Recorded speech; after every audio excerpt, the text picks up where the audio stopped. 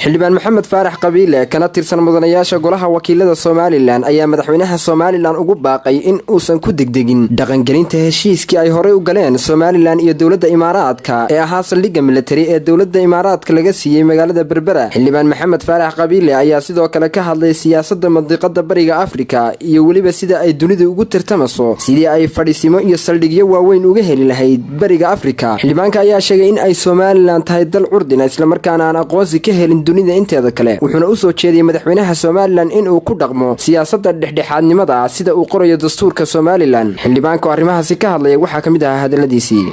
waxaan ogsoonahay xukuumadii ka degtay xukunka ee Axmed Maxamuud Silaani inay arrin غير sharci oo jujuuba ay saldhig ku siisay ay siday ku dhawaaqeen maxaan ku lahaa dawladda Imaaraadka. arrintaasi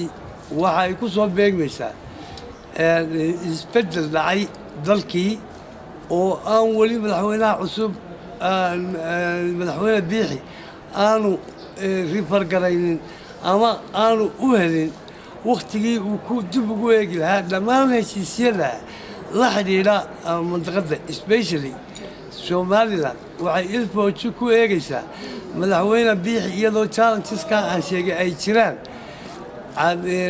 socdaalkii u dambeeyay ee Maxamed Cabdullaahi Farmaajo madaxweynaha Soomaaliya ee dowladda federaalka uu ku yimi Garowe waxa weeye iyo tii ra'iisul wasaaraha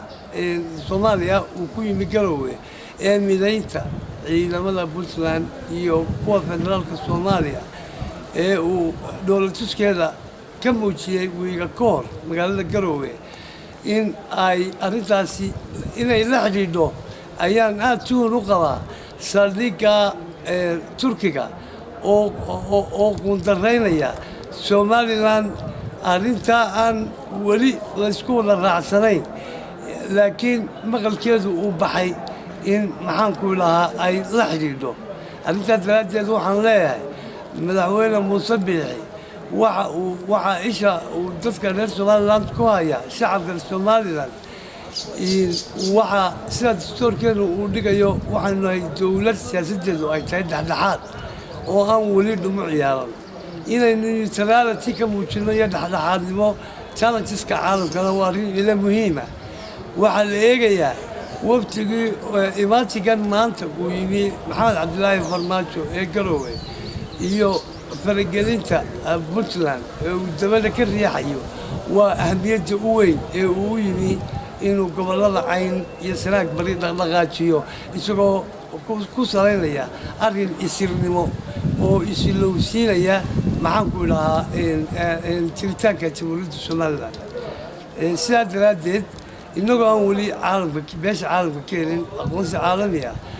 waxa weeye wuxuu la soo eegtay dhacdada madaxweynaha dowladda federaalku in uu maxaan ku lahaa inta ay heeryadu awrta dhulka ka taalla